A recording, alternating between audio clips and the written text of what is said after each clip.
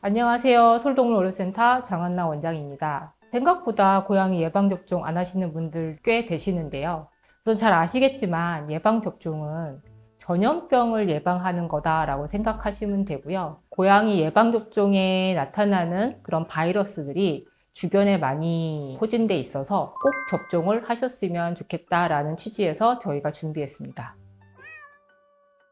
접종 시기에 대해서 먼저 알아보겠습니다. 우리 아이들에게 간택이 되었을 때, 갓난 아이를 보았을 때 언제 태어났는지 모르는 상황이니 건강하게 컸을 때 500g이라고 예상을 하고 500g 정도 되었을 때 병원에 와서 접종을 상담하시고 구충이 안 되었을 가능성이 크기 때문에 구충과 접종의 계획을 잡으시면 좋을 것 같습니다. 근데 어느 정도 큰 고양이한테 간택을 당했어요. 그러면은 우리는 이 친구가 접종을 안 했을 가능성을 두고 집에서 7일에서 열흘 정도 잘 적응하고 난 후 다 적응이 끝난 다음에 병원에 와서 3주 간격으로 접종을 하시면 됩니다. 예방접종 종류에 대해서 공부해 보겠습니다. 크게 우리는 필수 예방접종, 선택 예방접종 두 가지로 나눌 수가 있고요. 필수 예방접종은 종합 백신 접종, 두 번째는 광견병 예방접종. 요거는 모든 아이들이 필수적으로 접종한다라고 보시면 되세요. 그다음에 선택적 예방접종에는 많이 일어나지 않는 바이러스에 대한 접종이기 때문에 특수 환경인 아이들한테 접종을 진행하고 있습니다. 접종을 우리 아이들 데리고 가실 때는 첫 번째 꼭 하셔야 될 건 그냥 안고 가지 마세요. 꼭 캐리어에 담아서 가시길 바랍니다.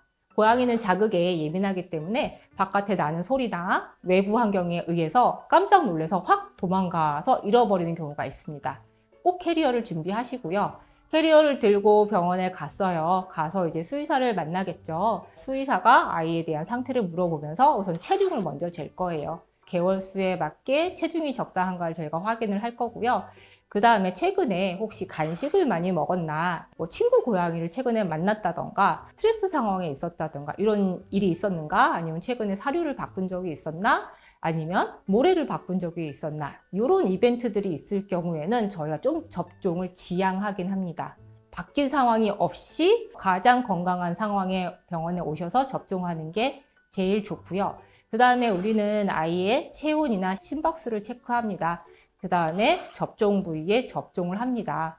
접종을 하고 나서 접종 부위는 꼭 열심히 마사지해서 풀어주는 게 필요하고요. 그 다음에 병원에 해서 한 5분에서 10분 정도 있다가 아이를 데리고 집에 가시면 되고요. 집에 가셔서 접종 부작용이 있는지 우리는 3시간 이상 아이와 함께 머무르면서 혹시 주사 쇼크나 다른 부작용들이 나타나는지 확인하고 괜찮으면은 일상생활을 하면 좋을 것 같습니다. 주사를 맞고 심각한 경우에 쇼크가 올 수 있어서 저희가 병원에서 5분, 10분 정도 이 아이가 쇼크가 오는지 관찰하는 거고요. 그 다음에 집에서는 아이가 혹시 몸에 열이 나는지, 몸이 빨개지는지, 그 다음에 기력이 쇠해지는지, 많이 처지는지를 보고 빠른 시간 내에 병원에 방문하셔서 응급조치를 하지 않으면 위험할 수 있습니다. 주사하고 3, 4시간은 같이 있고 문제 생기면 빨리 오셔서 응급처치하면 크게 문제없이 넘어갈 수 있습니다.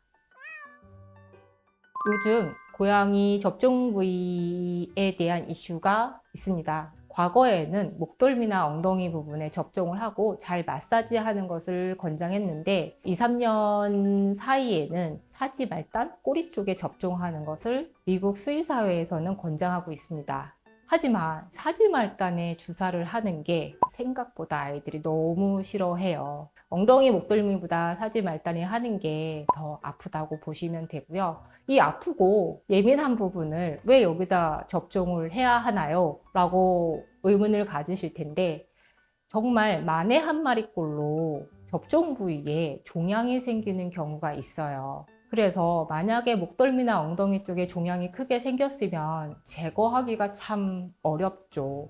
이 접종 부위 종양은 간단한 양성 종양이 아니라 전이가 되기 쉬운 악성 종양이기 때문에 전 세계 수의사들이 이 부분에 대해서 많은 애로사항을 갖고 있습니다.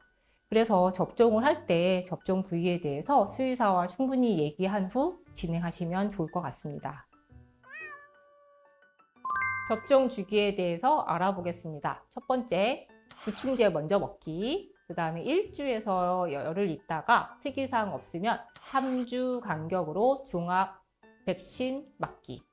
그 후 마지막 3주 광견병 백신 맞기 또는 마지막 조막재신과 광견병을 같이 맞기도 합니다. 그 후에 항체가 검사를 해서 항체가 잘 생겼는지 꼭 확인을 하셔야 됩니다. 그래서 항체가 부족한 경우에는 추가로 접종을 해야 될 수 있습니다.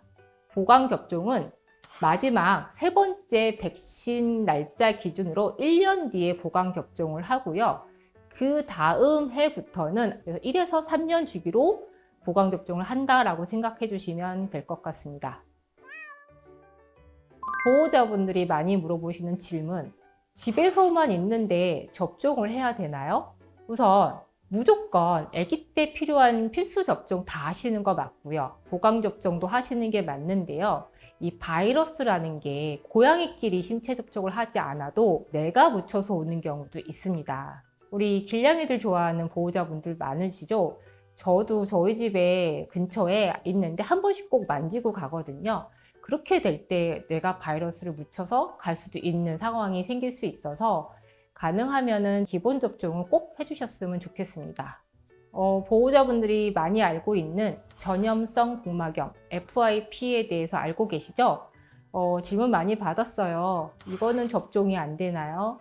네, 맞아요. 접종이 안 돼요. 많이 연구를 했지만 접종을 해도 방어가 안 되는 상황이 생겼어요. 그래서 저희가 접종을 진행하고 있진 않고 계속 개발 중인데 아직까지는 성공을 하지 못했습니다. 고양이 같은 경우에는 그루밍을 많이 하다 보니까 이제 침이나 응가, 분변을 통해서 많이 바이러스가 전염이 되고 있는데 이런 것들은 그냥 우리가 조심하면서 키워야 되는 방법뿐이 없습니다. 오늘 접종에 대해서 알려드렸는데 좀 이해가 되셨을까요? 근데 만약에 내가 접종을 언제 했는지 잘 모르겠고 좀 애매하고 이럴 경우에는 우선은 아이를 데리고 병원에 방문하셔서 이런 상황을 얘기하시고 접종을 시작하는 것도 좋은 방법일 것 같습니다.